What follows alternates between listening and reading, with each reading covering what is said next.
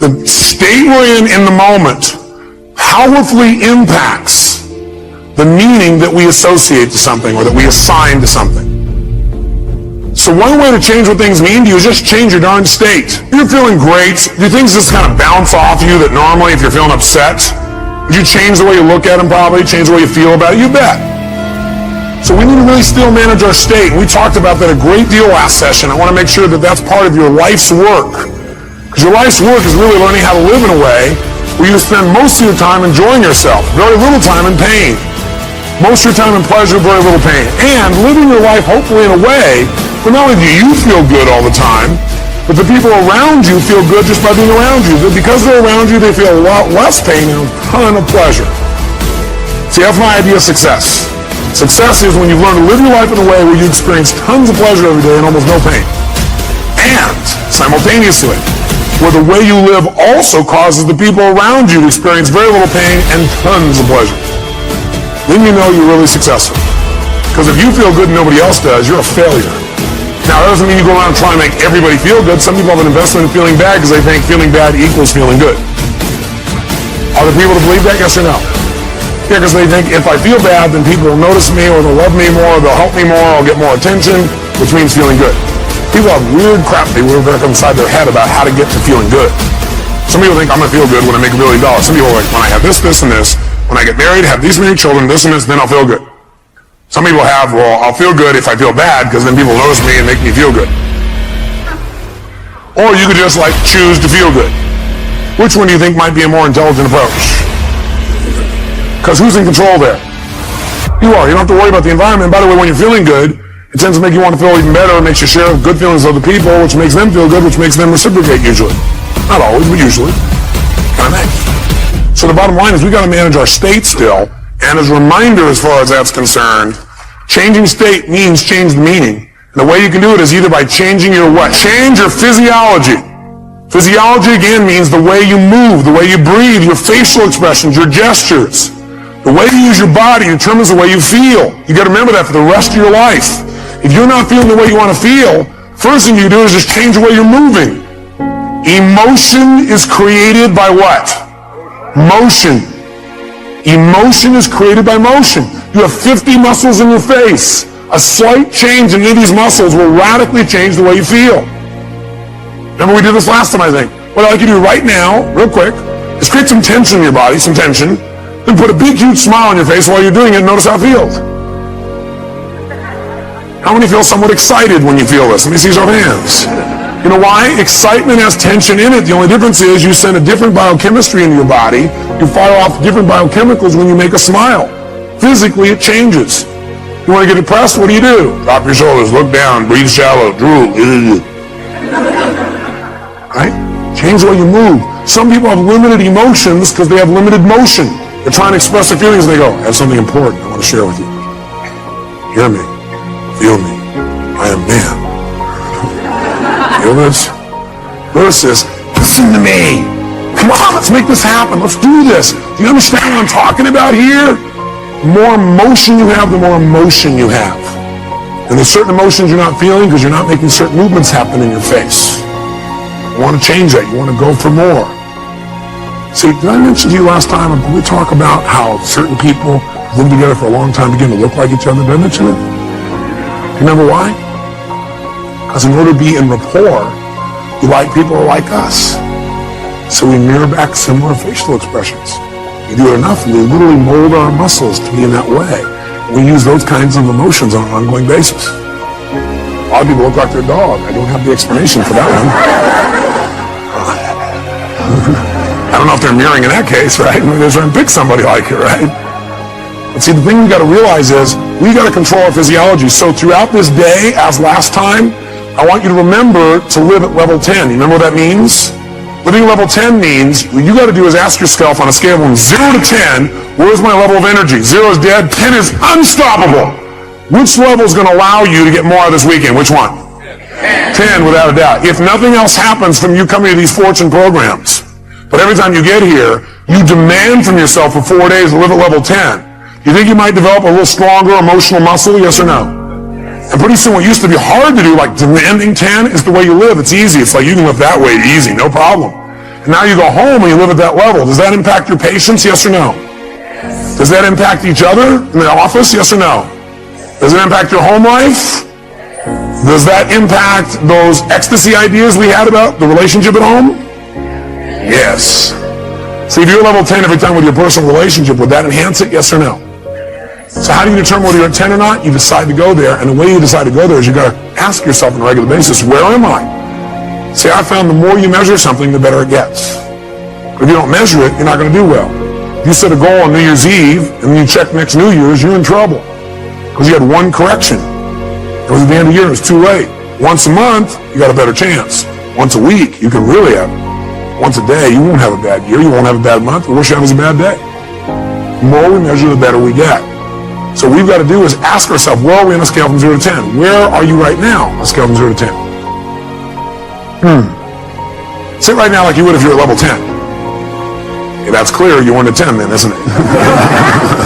Come on, sit the way you'd be at level 10. I mean, absolutely, totally energized, excited, having fun, being outrageous and playful. Sit the way you'd be sitting right now if you're at level 10. Come on. And oh, you're not at 10. Come on. Come on, this is not 10. Let me see 10 here.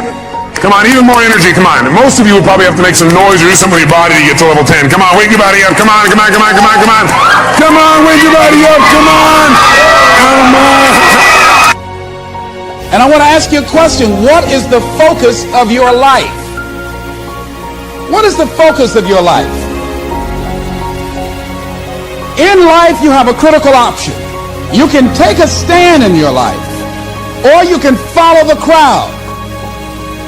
See, people who follow the crowd, their lives are not focused. They're not immersed in anything. People who take a stand, they're living a life that has some power. A life of achievement, a life that has some meaning. People that are taking a stand in life, they are consciously involved in a process to design a life of substance. People who are following the crowd, these are people that they're just doing what everybody else is doing. So that's a crowded road over there. They're following the followers. I want to talk to you about taking a stand with your life. And what are some of the things we can do that will enable us to give our lives up in a way that has some purpose and meaning, that can be real for us, that can give us a sense of fulfillment, of joy and happiness and peace of mind. I mean, you got to be aware of these faces. They affect you, you know. Try to stay around pleasant faces, and if you have an unpleasant face, try and smile more. It's good for your health. And there's another dividend, you look better too. So looking for a way in which we can begin to give our lives some special power. Number one, commit yourself to giving your best at all times. So now more than ever, it's about increased productivity. Now more than ever, it's about superior quality service. Now more than ever, it's about creating a positive atmosphere in the workplace and people that have that competitive age, people that are hungry to make it. So you got to be hungry now. You can't just casually walk around, well, I'll get to it later on. Oh, no, this is a new day right now. Committing yourself to give your best at all times, regardless of the competition to do otherwise, or the influences of negative people that will tell you, hey, look here, don't push yourself too much. Now's the time to push yourself, to always get in the habit of giving the best that you have to share. Keep learning. When you cease to learn, you cease to grow. When you cease to learn, you sort of begin to decay a little bit. You are to learn how to stay healthy. And you say, well, how do I do that? Well, the proper diet and exercise and rest, that's part of it. In other words, we're not healthy by accident. It's by learning some key things in life that really make a difference. And when we keep learning, something happens in our life. For example, you and I are living in an age when we've had to keep learning. Because when I was born, there were no computers that I knew of. in 1932. So we go back and you look at your life and think about all the things that you've had to learn that your predecessors and your parents didn't have to learn because they didn't even exist. So if you're going to be useful all the days of your life, you've got to be willing to keep learning. So I would simply say that a lazy brain is an aging brain. You don't want to learn, what happens? You start decaying. And so there's something interesting and exciting about learning things in life, no matter who you are and no matter what your age.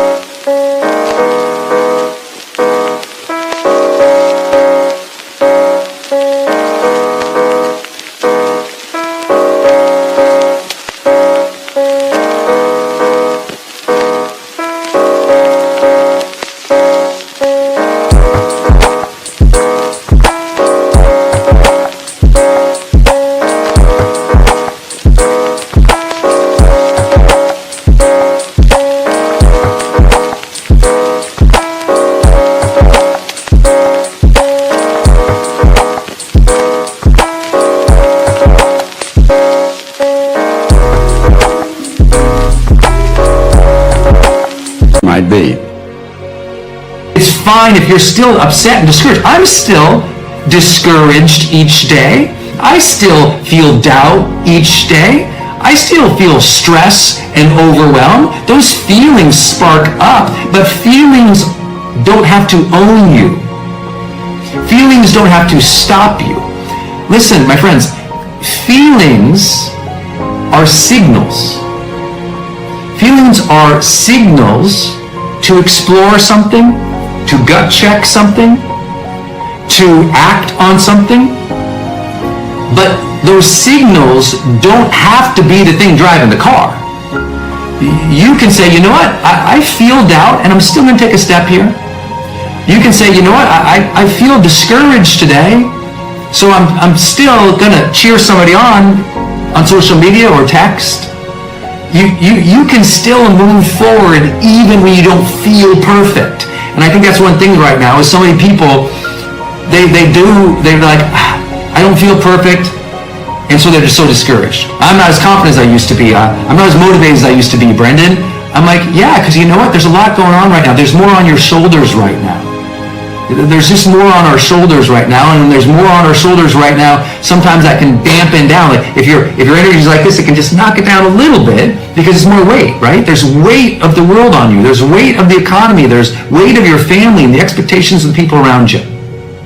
And so if you're usually up here and you feel a little lower right now, that's okay. That means it's really important for you to really focus on your good habits. Because if you're usually up here, and the weight of the world is on you now, tamping you down, and you give up your positive habits, bam, you're in trouble. So listen, you can feel the feelings. Those are signals. You can allow everything right now. But the question is feeling and allowing going to prevent positive movement forward? And I'm like, no. I'm like, yes, feel the discouragement and allow it, but then explore it. Why do I feel discouraged? Oh, that's why I feel discouraged. Now, what would I like to do with that discouragement? Do I just want to sit with it here, which is okay? Do I want to feel it, explore it, just observe it, let it pass through? Do I want to check it? Do I want to challenge it? Do I want to see what this is about? Do I want to explore it logically too? All those are good options. So please hear me. I'm not the person saying there's no good options. I'm not saying there's a right way for you to cope or feel your feelings. Your feelings are your own. You never have to explain your feelings except to yourself. And you're the only ones who know whether emotions are enabling a detachment from life or an engagement with life. Whether your emotions are cheating you from feeling the full expression of your purpose. Because listen, I'm not here to say that any emotions are good or bad in themselves. You can feel them and sense them. But could any person who's ever coached somebody or any person who's had any experience in psychology say, there are good habits and there are habits that lead to not positive things, I think we can all recognize that, listen, coping by eating 40 gallons of ice cream for 2 months, probably not a good coping mechanism.